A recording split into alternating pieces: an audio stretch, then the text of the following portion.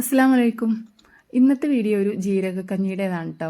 അപ്പോൾ അതിന് ഞാൻ പച്ചരിയാണ് എടുത്തിട്ടുള്ളത്. അപ്പോൾ പച്ചരി കൊണ്ടോ അല്ലെങ്കിൽ സാധാ നമ്മുടെ മട്ടരി കൊണ്ടൊക്കെ ജീരകക്കഞ്ഞി ഉണ്ടാക്കാം. അപ്പോൾ ഇന്ന് ഞാൻ പച്ചരിയാണ് എടുത്തിട്ടുള്ളത് കേട്ടോ.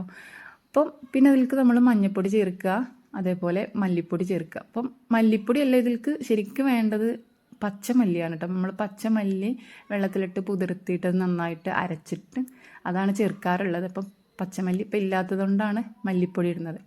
പിന്നെ ഉപ്പും കൂടെ ചേർത്തിട്ട് നമുക്ക് അടുപ്പിൽ വെക്കാം.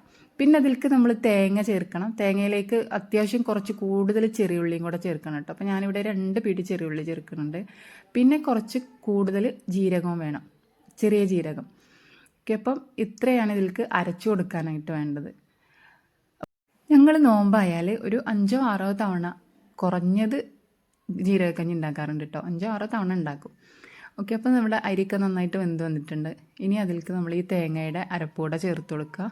പിന്നെ ആവശ്യത്തിനുള്ള വെള്ളം കൂടെ ചേർക്കണം കേട്ടോ. അപ്പോൾ ഇതിൽ വെള്ളം നന്നായി കുറവാണ്, അപ്പോൾ ആവശ്യത്തിനുള്ള വെള്ളം കൂടെ ചേർക്കണം. പിന്നെ നമ്മളതിലേക്കുള്ള അത് താളിക്കാനായിട്ട് ഞങ്ങളൊക്കെ തൂമിക്കുക എന്നിട്ട് പറയാം. അതിനായിട്ടുള്ള ഉള്ളിയിലേക്ക് കുറച്ച് നെയ്യാണ് ചേർത്ത് കൊടുക്കുന്നത്. നെയ്യാണെങ്കിൽ അത്യാവശ്യം നല്ല ടേസ്റ്റ് ഉണ്ടാവും കേട്ടോ. അപ്പം നെയ്യൊക്കെ ചേർത്ത് കൊടുത്തിട്ട് നമ്മളിത് തൂമിച്ചിട്ട് ഇതിലേക്ക് ഒഴിക്കുക കേട്ടോ, കഞ്ഞിയിൽ ഒഴിച്ചു കൊടുക്കുക.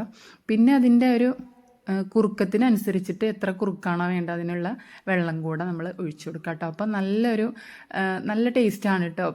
നോമ്പിന് ഈ ഒരു ജീരകക്കഞ്ഞി കുടിക്കുമ്പോൾ വേറൊരു ഫീലാണ് കേട്ടോ. നമ്മൾ സാധാരണ കുടിക്കുന്ന പോലെയല്ല, നോമ്പിന് കുടിക്കുമ്പോൾ വേറൊരു ഫീലാണ്. നമുക്ക് അത്താഴം കഴിക്കുന്ന സമയത്തൊക്കെ ഞങ്ങളിത് ചൂടാക്കി കുടിക്കാറുണ്ട്. അപ്പം പിന്നെ അതേപോലെ നമ്മൾ നോമ്പ് തുറന്ന് കഴിഞ്ഞ് നമ്മൾ കിടക്കുന്ന സമയത്തൊക്കെ ഈ ജീരകക്കഞ്ഞി വെച്ചാൽ അന്ന് ജീരകക്കഞ്ഞി കുടിച്ചിട്ടാണ് കിടക്കുക കേട്ടോ. അപ്പോൾ എല്ലാവരും ഇതൊന്ന് ട്രൈ ചെയ്ത് നോക്കുക. നിങ്ങൾക്ക് ഇഷ്ടപ്പെട്ടോ ഇല്ലെന്ന് അറിയിക്കുക. അപ്പോൾ അതേപോലെ എൻ്റെ ചാനൽ സബ്സ്ക്രൈബ് ചെയ്യാത്തവരൊന്ന് സബ്സ്ക്രൈബ് ചെയ്ത് സപ്പോർട്ട് ചെയ്യുക കേട്ടോ. വയസ്സായ ആൾക്കാരുള്ള വീട്ടിലൊക്കെ ജീരകക്കഞ്ഞിയൊക്കെ നല്ല പരിചയം ഉണ്ടാവും. ഇപ്പോഴത്തെ കുട്ടികൾക്കൊന്നും അങ്ങനെ അറിയില്ല. എന്തായാലും ഞങ്ങൾ എപ്പോഴും വെക്കാറുണ്ട് കേട്ടോ. അപ്പോൾ എല്ലാവരും ഇതൊന്ന് ട്രൈ ചെയ്ത് നോക്കുക. നോമ്പിനൊക്കെ ഒന്ന് വെച്ചിട്ടൊന്ന് കുടിച്ച് നോക്കുക കേട്ടോ. അപ്പോൾ ഇന്നത്തെ വീഡിയോ ഇത്രയേ ഉള്ളൂ. ഇഷ്ടപ്പെട്ടാൽ ലൈക്ക് ചെയ്യുക, സബ്സ്ക്രൈബ് ചെയ്യുക, സപ്പോർട്ട് ചെയ്യുക. Okay, thank you for watching.